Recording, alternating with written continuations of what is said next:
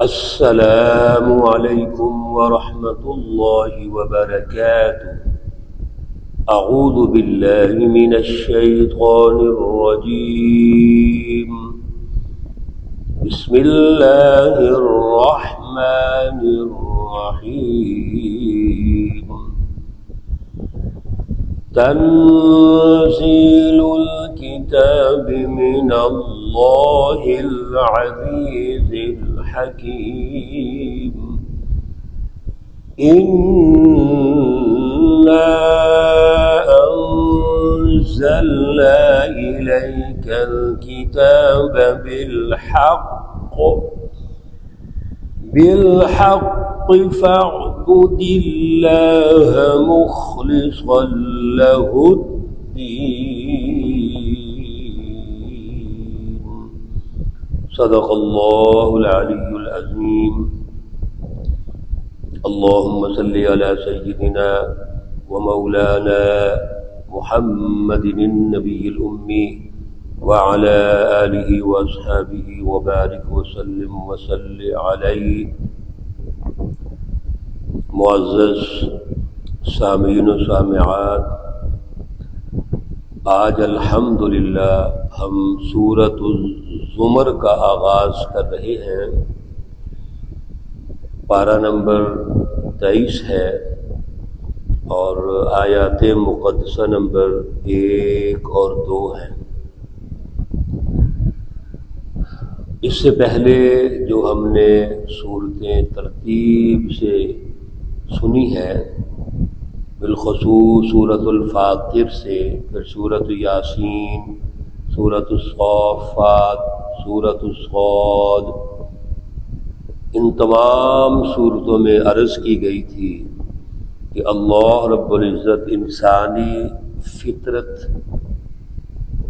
کے بارے میں ارشاد فرماتے ہیں کہ انسانی فطرت کیا ہے، اس میں نکھار کیسے پیدا ہوگا، نکھار پیدا کرنے کے لیے جو ضروری تقاضے ہیں وہ کون سے ہیں، کون سا ہمارے پاس ایسا میتھڈ ہے جس سے ہم دنیا میں اپنی فطرت پہ رہتے ہوئے دنیا میں بھی ترقی کریں اور آخرت میں بھی ترقی کریں۔ اللہ رب العزت نے حزب اللہ سچی جماعت کا یہ تعارف کروا دیا کہ وہ جندنا، وہ ہمارے لشکر ہے۔ وَإِنَّ جُندَنَا لَهُمُ الْغَالِبُونَ، تو ہمارے لشکر غالب آ کے رہیں گے۔ وقتی طور پہ آزمائش ہوگی، ظاہر تیاری کرنی ہے سچی جماعت نے، تو جھوٹی جماعتیں ان کو ابتلا اور آزمائش میں ڈالیں گی، مختلف قسم کا پروپیگنڈا کریں گی۔ جھوٹ جب غالب ہو، ظلم غالب ہو، مافیا غالب ہو، تو وہ آسانی کے ساتھ تو اقتدار سے پیچھے نہیں ہٹتا، لہذا وہ پروپیگنڈا بھی کریں گے، تکلیفیں بھی پہنچائیں گے، پریشان کریں گے، لیکن بالآخر ہمارا لشکر غالب آئے گا۔ اور یہ جو لشکر ہیں، جند ما ہنالک محزوم من العذاب، ان کے جو لشکر ہیں یہ تو مغلوب ہو کے رہیں گے، یہ شکست کھا جائیں گے۔ ظاہر غالب تو ایک نہیں رہنا ہے، اب وہ غالب ہے، جھوٹ غالب ہے، ظلم غالب ہے، کفر، شرک اور منافقت غالب ہے۔ اور جب اللہ کی سچی جماعتیں اور لشکر غالب آئیں گے تو وہ شکست کھا جائیں گے، لیکن اصل غلبہ سچی جماعت کا ہے، جھوٹوں کا غلبہ نہیں ہو سکتا۔ اس سورہ مبارکہ میں اللہ رب العزت نے انہی سچی جماعتوں کا تذکرہ ارشاد فرمایا، اور پھر ان کے مقابلے میں جو جھوٹی جماعتیں ہیں ان کی نشاندہی فرمائی۔ سورہ مقدسہ کا نام ہی سورۃ الزمر ہے، زمر جمع ہے اور اس کا واحد ہے زمرہ، یعنی جماعت۔ اب ایک وہ جماعت ہے جو زمرۃ المتقین ہے، ان کے اوصاف کیا ہیں، ان کی جو فکر اور فلسفہ کیا ہے، وہ اللہ رب العزت یہاں ارشاد فرما رہے ہیں۔ اور ایک وہ ہے جو زمرۃ الکافرین، منافقین، مشرکین ہے، ظالمین ہے۔ وہ کون سی ہیں؟ ان کے جو امتیازات اور خصوصیات، نشانیاں کیا ہیں، اللہ رب العزت وہ ارشاد فرمائیں گے۔ تو پہلی آیت میں اللہ رب العزت نے اصل میں زمرۃ المتقین کے لیے اور پھر پوری انسانیت کے لیے جو رہنمائی ہے وہ دے دی کہ اب اس جماعت کے لیے جو فکر اور فلسفہ ہے اس کی بنیاد کیا ہے، کہاں سے انہوں نے تربیت حاصل کرنی ہے، سچی تعلیم لینی ہے، وہ مرکز کیا ہے۔ تو اللہ رب العزت نے ارشاد فرما دیا تنزیل الکتاب، وہ کتاب مقدس قرآن پاک ہے، اور یہ نازل کیا، اتارا ہے من اللہ، اللہ کی طرف سے۔ اور اللہ کون ہے؟ العزیز، جو غالب ہے، زبردست ہے، الحکیم، حکمت والے۔ میرے عزیزو، یہ الفاظ بارہا دفعہ ہم آپ سن چکے ہیں، ہم یہاں کلام مقدس میں پڑھ چکے ہیں، لیکن اس کی روح پہچانو۔ تنزیل الکتابی، اللہ رب العزت نے کتاب مقدس نازل کی، اور وہ اللہ غالب ہے اور حکمت والا ہے۔ اب جو فکر اور فلسفہ، جو سچی تعلیم اللہ نے نازل کی ہے، وہ کیوں کی؟ کہ ہم سوسائٹی میں کمپرومائز کر کے رہیں۔ جو فکر اور فلسفہ ظلم کا، کفر کا، شرک کا، منافقت کا غالب ہے، کیا اس کے ساتھ کمپرومائز کر کے رہے؟ نہیں، وہ تو فکر اور فلسفہ جو اللہ کی طرف سے ہے، وہ اللہ خود غالب ہے، العزیز ہے۔ اسی طرح اس کے فکر اور فلسفے کو غالب ہونا چاہیے۔ یہ بات سمجھیے اچھی طرح، دنیا میں کوئی بھی فکر اور فلسفہ اگر غالب نہیں ہے، اس کی رٹ نہیں قائم ہوئی، تو وہ تو ہوائی فکر اور فلسفہ ہو جائے، جیسے آج بھی ایسے ہے۔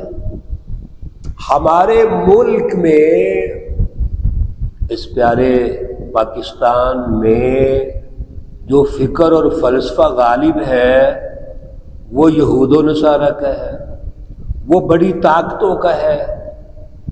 سیاسی اور معاشی طور پر اگر آپ تجزیہ کریں گے تو سامراجی نظام ہے، سرمایہ دارانہ نظام ہے، کفر اور شرک پر مبنی نظام ہے۔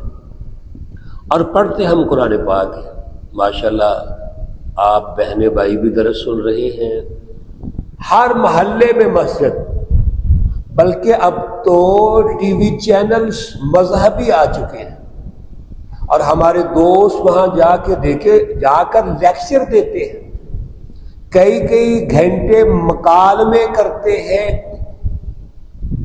لیکن ہم وہیں پہ کھڑے ہیں کہ فکر اور فلسفے کی جو رٹ ہے وہ غالب ہونی تو بڑی دور کی بات ہے۔ ہمیں آج سچی فکر، سچا فلسفہ، سچی تعلیم وہ میسر ہی نہیں ہے، اس میں ملاوٹ ہوگی۔ اگلی آیت میں یہی بات آ رہی ہے۔ اس لیے میرے عزیزو، العزیز، اللہ غالب ہے، اور اس فکر اور فلسفے کی رٹ دیکھنا چاہتے ہیں۔ الحکیم، حکمت والے ہیں۔ سبحان اللہ، اللہ نے کائنات کو پیدا کیا، آسمان اور زمین پیدا کیے، اور پھر بے شمار مخلوقات پیدا کی، اور اس میں اشرف المخلوقات انسان کو پیدا کیا، اور یہ سچی تعلیم انسان کو دے رہے ہیں۔ حکمت یہ ہے کہ اللہ کی رٹ کو قائم کر کے سارے انسانوں کو اللہ سے جوڑ دیا جائے، معاشرے میں امن ہو، خوشحالی ہو، عدل ہو، اللہ کی سچی تعلیم کی رٹ کے ذریعے سے اللہ سے ہمارا تعلق مضبوط ہو، یہ حکمت ہے۔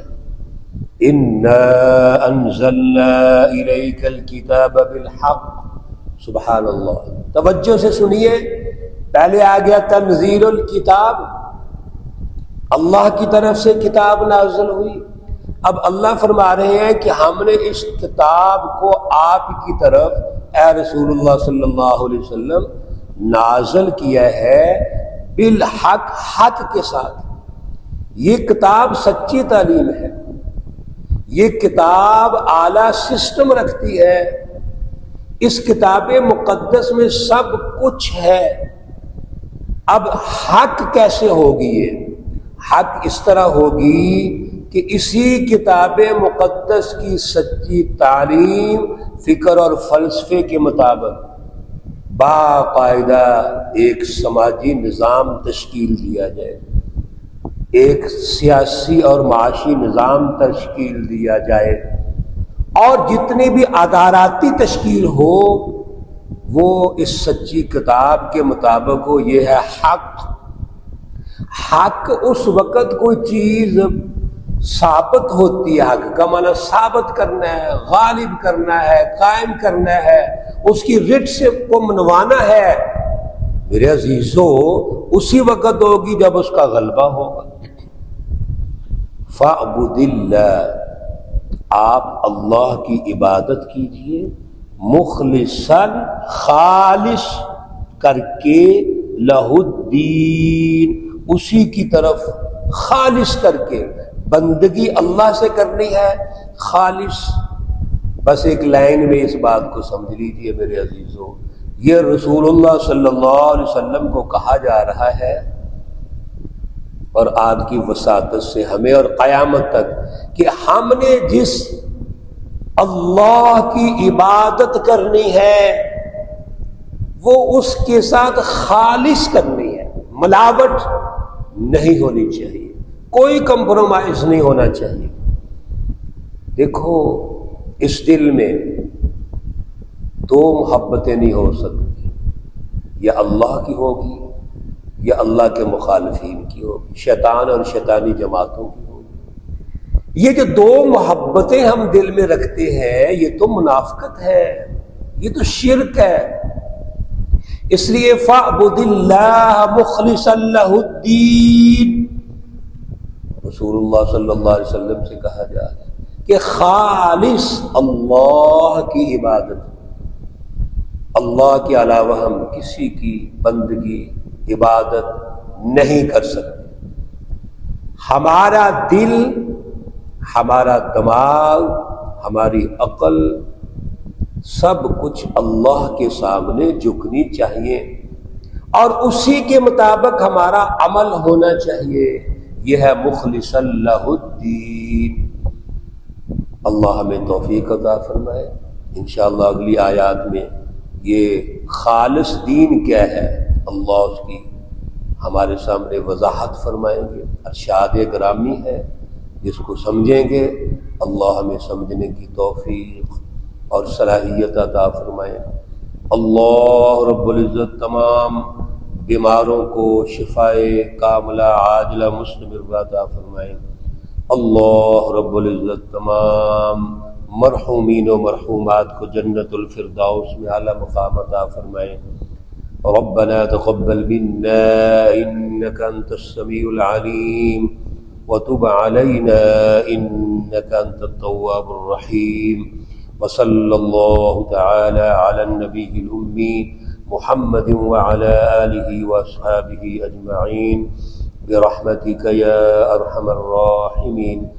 السلام عليكم ورحمة الله وبركاته۔